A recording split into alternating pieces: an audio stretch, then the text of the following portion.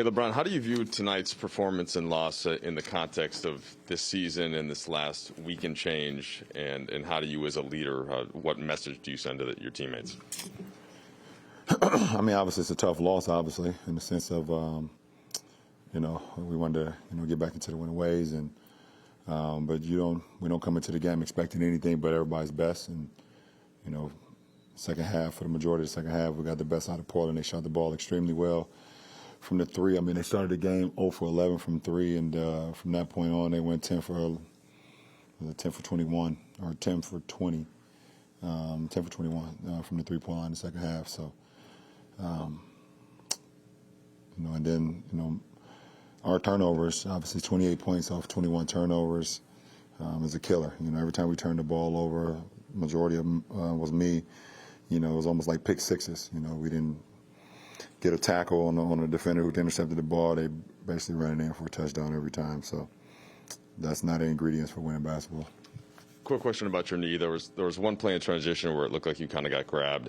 I just wondered if that affected you at all and how the knee held up in this. No, that didn't affect me, but I felt it a little bit. Kind of got grabbed from behind. Going full speed by Justice, and kind of took a wrong step and felt it a little bit. But it didn't affect me for the remainder of the game. It was just a little sore for a couple possessions. LeBron, to get back to the turnovers, obviously no Russ tonight. Roles change again on this team. How would you pinpoint kind of where they came from? I know this has been a high turnover team, but what was the issue tonight on that side with that aspect of the game? I don't know. I mean, some of it was unforced, some of them was forced turnovers. We just got to be better with the ball. A few of my turnovers was just, I don't want to say careless, but the last one that I had was actually an unbelievable play by Dennis Smith. We had a 2-on-1, and he was trying to chase down Taylor, and I threw the bounce pass, and same time the bounce pass was happening, he turned around and kind of just, got his hand, and they came down and hit a three, and that's another one of our pick sixes. But, I take accountability for that. It starts with me, being a point guard of tonight's team, and, and then trickle down to everybody else. So take full responsibility of that.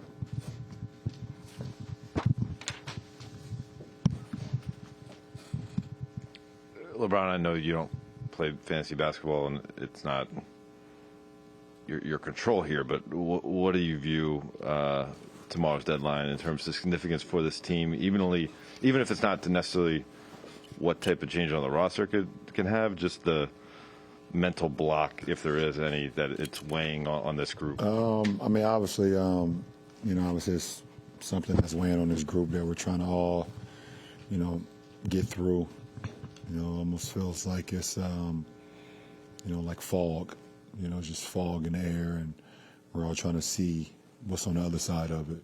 And, obviously I take today, take tomorrow like any other day, and if something changes, then I'll approach it. But I'm literally just, I'm tired as hell right now. I just want to get some wine and get into bed and wake up tomorrow and feel good about what tomorrow has in store. And we'll see what happens. We'll see what happens as far as the deadline. But other than that, I'm kind of just focused on what we can do to be better. To follow up on that, LeBron, when you talk about being tired, I mean, obviously the last stretch has been rough on your body. But are you just talking about? No, I'm sleepy, tired. Sleepy. No. That's what I'm talking about. But this fog they're talking about with the deadline coming up,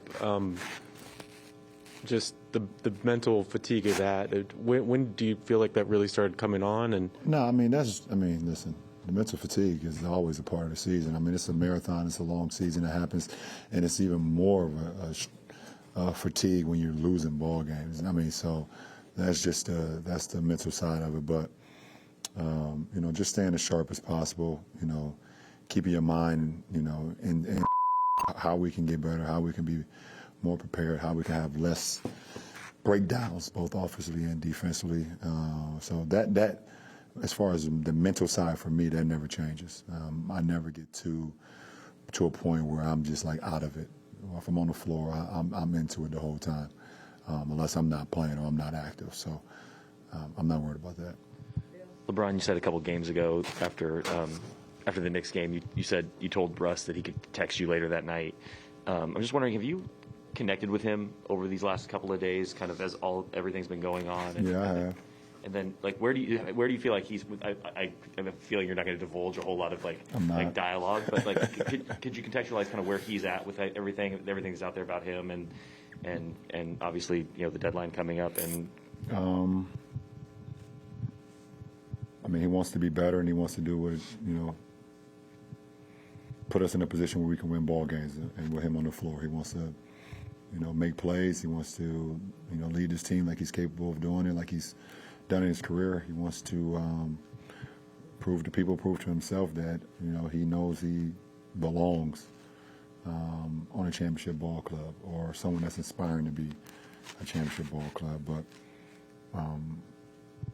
those are my guesses. I'm not going to tell you exactly our dialogue, but those are my guesses because I know the person that he is. I understand that he knew and we know what we're all here for. So I just hate that where we are right now, and it hasn't kind of worked out that way 2/3 through the season.